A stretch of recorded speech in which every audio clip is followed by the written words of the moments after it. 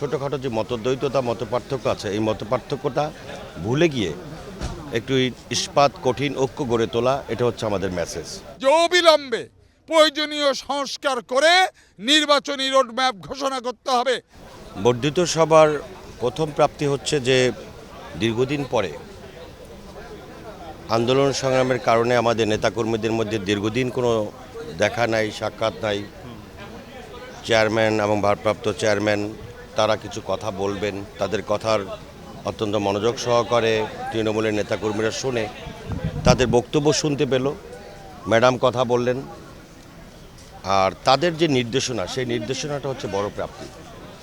যে গণতন্ত্রের এখনও সংকটকাল চলছে, এই সংকটকালে যে কোনো মূল্যেই তৃণমূল থেকে যে কোনো পর্যায়ের নেতৃবৃন্দের মধ্যে ছোটোখাটো যে মতদ্বৈততা মতপার্থক্য আছে এই মতপার্থক্যটা ভুলে গিয়ে একটু ইস্পাত কঠিন ঐক্য গড়ে তোলা, এটা হচ্ছে আমাদের মেসেজ। এই ঐক্য যদি আমরা গড়ে তুলতে পারি তাহলে আগামী দিনের গণতন্ত্র উত্তরণের পথে এখনও যে সংকট রয়েছে সেই সংকট কেউ তৈরি করতে পারবে না, আমরা বাধা মোকাবেলা করতে পারবো না। আমাদের নেতাকর্মীরা তো যারা রয়েছে তাদের মধ্যে তো একটা মেসেজ দলের পক্ষ থেকে যাওয়া উচিত, এবং এখন একটা তুলনামূলক একটু সুবিধাজনক সময়, সেই সময় নেতাকর্মীদের একসাথে তো কিছু কথা বলা দরকার। সেই কারণেই মূলত আজকে আমাদের এই বর্ধিত সভা, এবং বর্ধিত সভা একটি দলের জন্য অত্যন্ত গুরুত্বপূর্ণ একটি সভা। এই সভার মাধ্যমে আমরা তৃণমূলকে যে মেসেজটা দিতে চান আমাদের চেয়ারম্যান সাহেব, সেই মেসেজটা তিনি দিয়েছেন যে ঐক্যবদ্ধ থাকতে হবে, ঐক্যের কোনো বিকল্প নেই।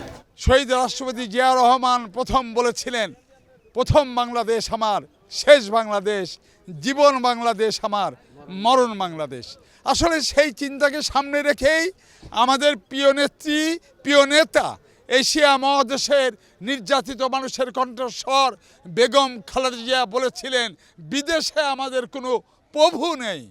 সেই চিন্তাকে সামনে রেখেই আমাদের ভারপ্রাপ্ত চেয়ারম্যান তারেক রহমান বলেছেন, সবার আগে বাংলাদেশ।